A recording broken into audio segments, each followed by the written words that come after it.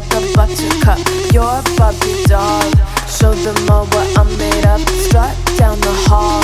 Won't stop till I get enough. All right, strap in, everyone. Welcome to another deep dive.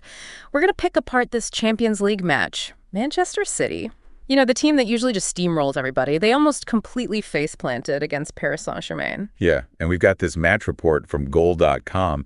It's wild. This is not just another City win. It's more like, how did they even survive this? Right. And to make it even crazier, both these teams were, like, right on the edge of getting kicked out of the tournament. Yeah, total pressure cooker. Yeah. They needed a win to stay alive. That does weird things to players, even the superstars. So going into it, I bet everyone thought, okay, City's going to do their thing, you know, control the ball, set the pace, the whole 9 yards. But the first half, not so much. Not even close. Yeah. PSG took control. They were running the midfield. They even had a shot cleared off the line and another one that was like this close to being a goal, but it was offside. So City's totally on their heels. What's Pep Guardiola thinking at halftime?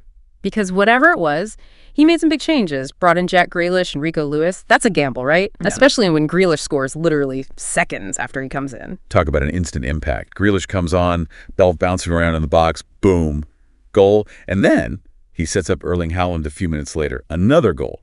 So just like that, City's up by 2. You're thinking, all right, they're back. Show's over. But then, plot twist, Bradley Barcola, sub for PSG. He comes in and it's like a hurricane just hit the field. Totally changed the game.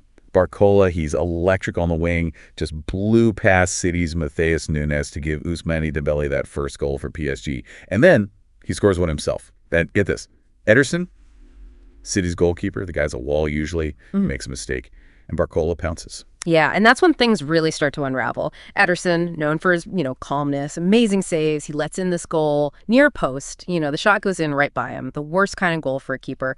And it's João Neves who puts it in. Suddenly, that 2-goal lead, gone. And the whole mood flips. City, a minute ago, they were flying high. Now, doubt. You could feel it in the stadium. And PSG, they smell blood. Goncalo Ramos, he puts the nail in the coffin. 4th goal.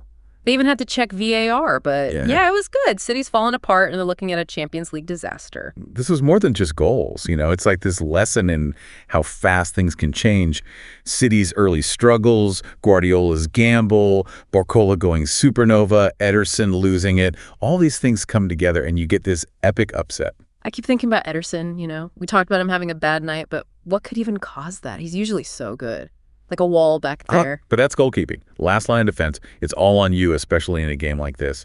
Everything gets magnified. One tiny mistake, and it can be brutal.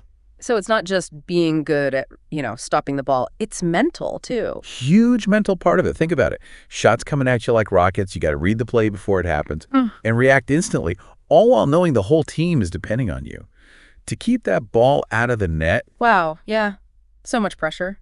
Do you think, those early mistakes for Ederson, the near post goal, maybe that messed with his head, and then the other stuff happened? It's possible. Confidence is everything, right? Especially as a goalkeeper. One mistake can just snowball. You start hesitating, second-guessing. And those amazing saves, they don't happen. So Barcola wasn't just scoring goals and setting them up. He was, getting in their heads, too. Even Ederson, who's usually so ice cold. Yeah, for sure. And PSG, they felt that shift. Suddenly, they're not defending anymore. They're attacking. City makes a mistake. Boom. They pay for it. Okay, but let's back up to Guardiola's substitutions. Grealish coming on, at first, it was brilliant, but did it backfire later? Did those changes, accidentally make City weaker? That's a tough one. Guardiola, he's all about tactics, right?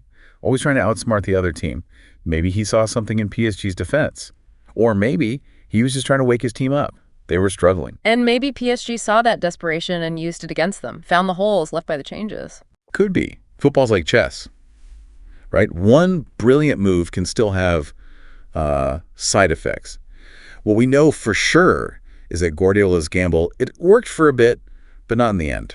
So what now? For Manchester City, they're in a bad spot. The goal.com article even says it could be catastrophic if they don't win their last game. Yeah, and they're not exaggerating. City, this team built to win the whole thing, might not even make it out of the group stage. That would be huge. Yeah. Not just, embarrassing, but for their whole season. It's hard to even imagine them crashing out this early. But that's football, right?